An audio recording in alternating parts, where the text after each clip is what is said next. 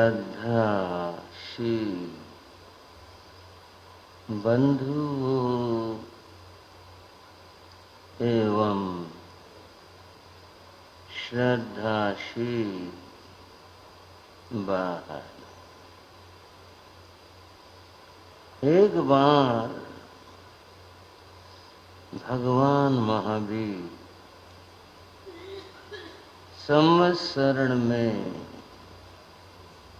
विराजमान, धर्म देशना हो चुकी। श्रोता भगवान की वाणी सुनकर प्रभु के प्रति बहुत बहुत कृतज्ञता भाव अनुभव करते हुए और स्वयं को धन्य कहते हुए लौट गए। संत जन अपने अपने स्थान पर बैठे धर्माराधना कर रहे। बंधुओं, वट वृक्ष बाहर धूप हो, उसकी छाया में पथिक बैठकर कितना आनंद अनुभव करते हैं। ऐसे ही तीर्थंकर महाप्रभु की सन्निधि में संत जन अनुभव कर रहे। कुछ दूर पर गौतम स्वामी बैठे हुए, बाकी संत कोई स्वाध्याय कर रहा था, कोई ध्यान कर रहा था, कोई किसी से कुछ सीख रहा था, कोई दोहरा रहा था। सब अपने अपने काम में लगे। इस बीच कुछ देव भगवान के दर्शन करने के लिए आए। अपने दिव्य रूप में आए।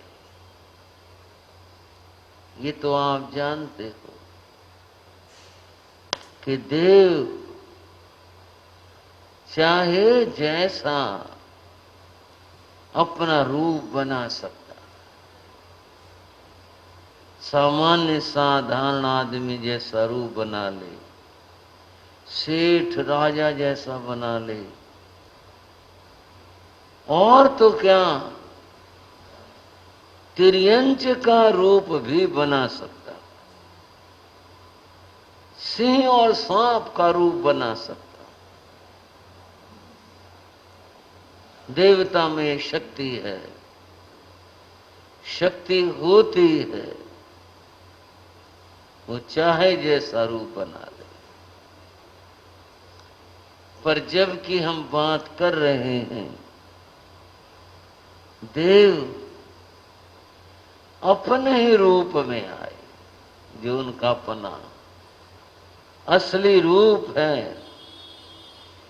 दिव्य भव्य, बहुत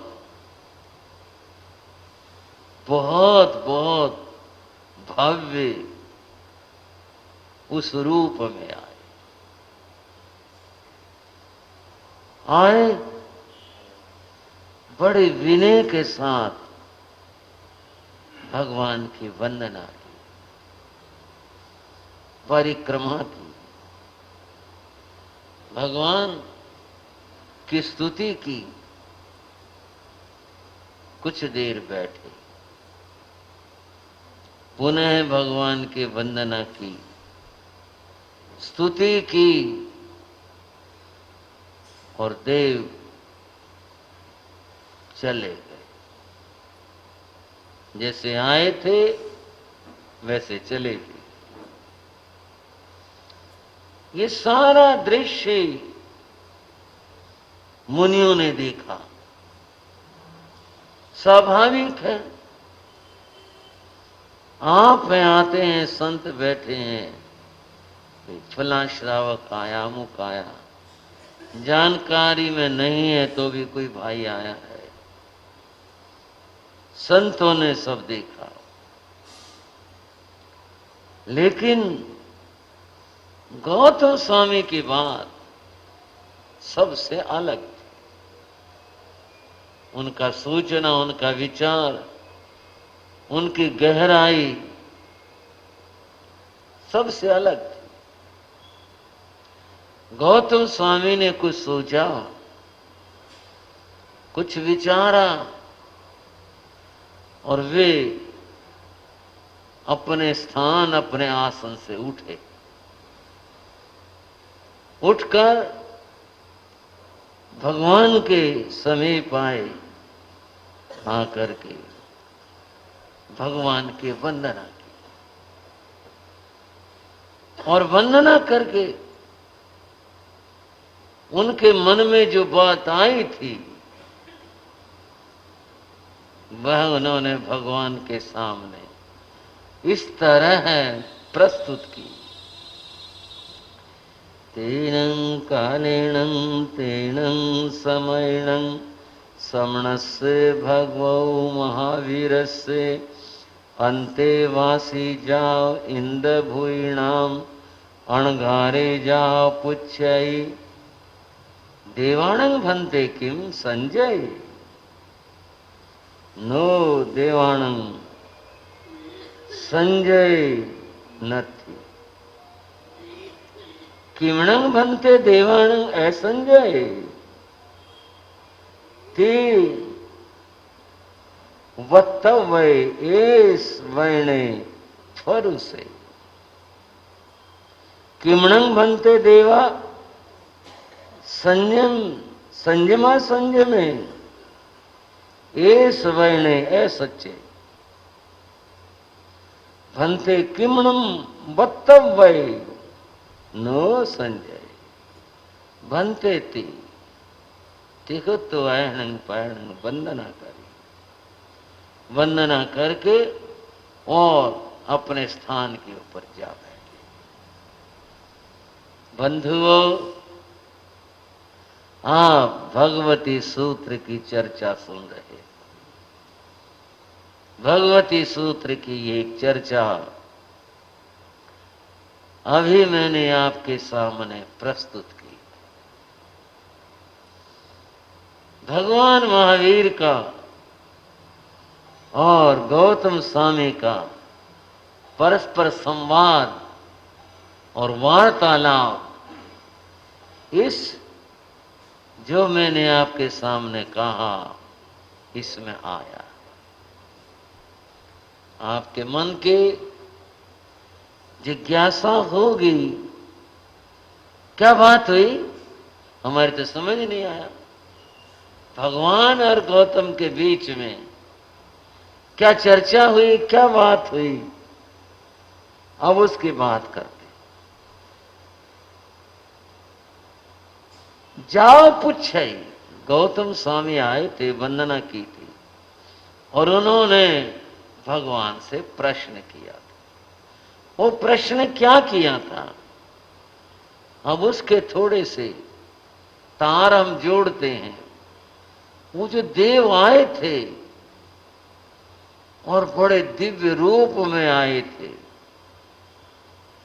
उन देवों के बारे में कुछ प्रश्न था।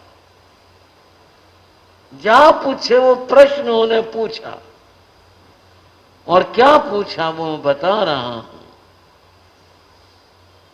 गौतम स्वामी ने कहा, देवाणंग मनते किम संजय, भगवान ये देव आए थे आपके चरणों में, क्या ये देवता संयमी होते हैं? इसमें कई बातें हैं। क्या ये संयम ले सकते हैं? क्या इनमें कोई ऐसा भी है जो संयमी हो? संयमी शब्द साधु के लिए आता है। क्या ये संयम ले सकते हैं? क्या ये साधु बन सकते हैं? क्या इनमें कोई संयमी हो सकता है? गौतम का प्रश्न है, भनते क्यों संजय, क्या ये संयमी होते हैं, हो सकते हैं? भगवान ने कहा, नो देवाणं संजय नत्थि, नहीं गौतम, देवता संयमी नहीं होते, अर्थात ये साधु नहीं होते, ये केवल देव होते। ये साधु बन भी नहीं सकते। क्या बात!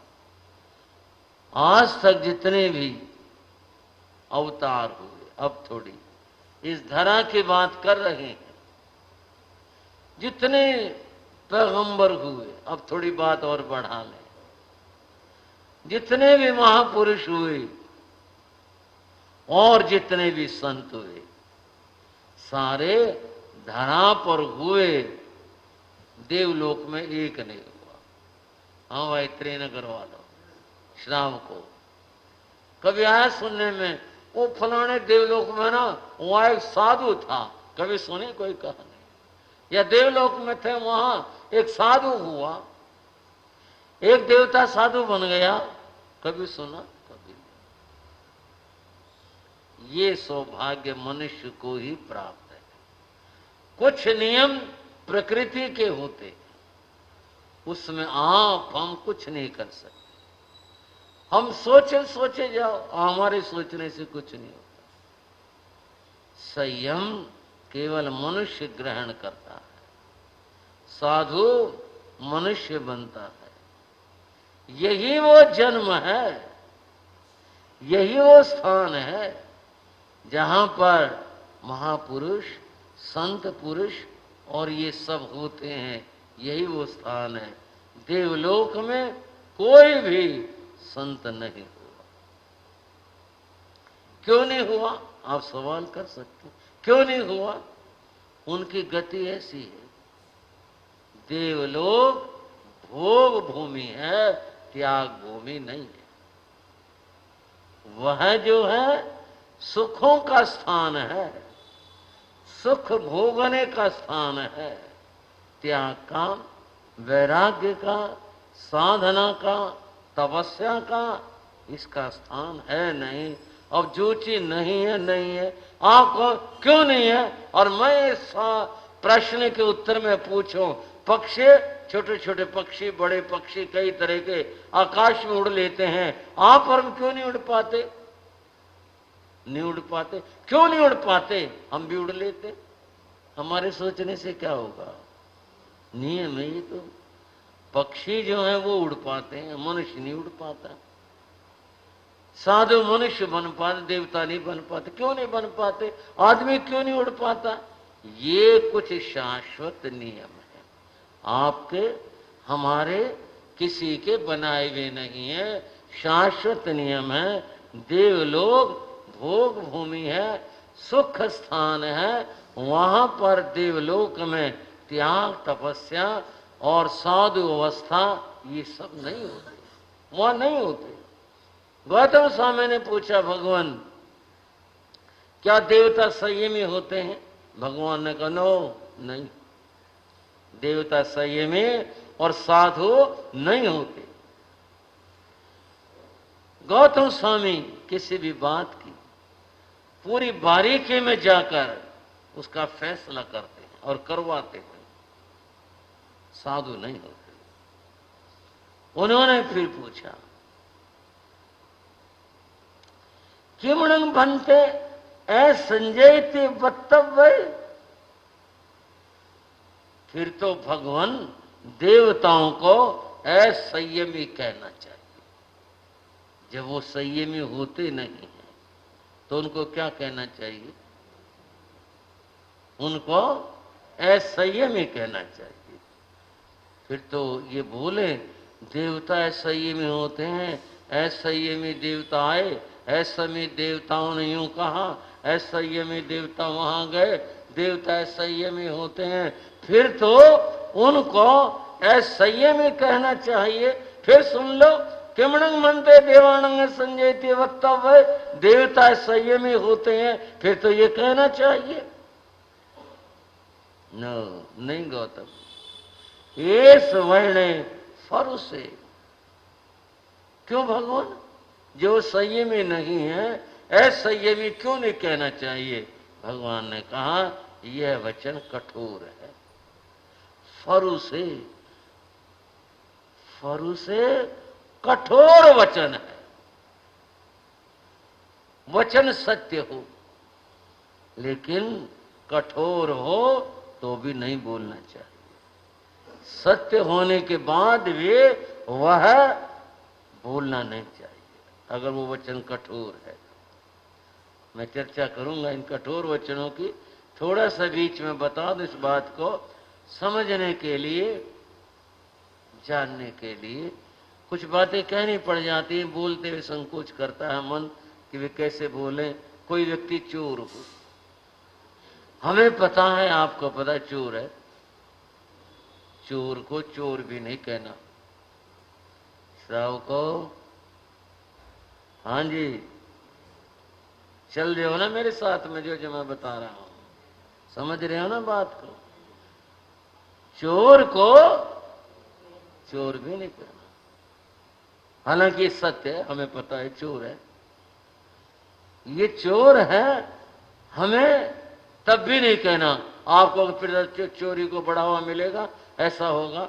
आप ठेकेदार हो, ये काम पुलिस का है, ये काम कोर्ट का है, ये काम न्यायालय का है, वो फैसला करेगा, वो जो कुछ करेगा। आप वो ठेकेदार कैसे बात के उसको चोर कहने का? आपके चोर कहने से क्या हो जाएगा? सिर्फ उसका दिल दुखाना और अपना कठोर बोलना होगा क्या? आपका कोई मतलब भी हो, क्यों बोलो?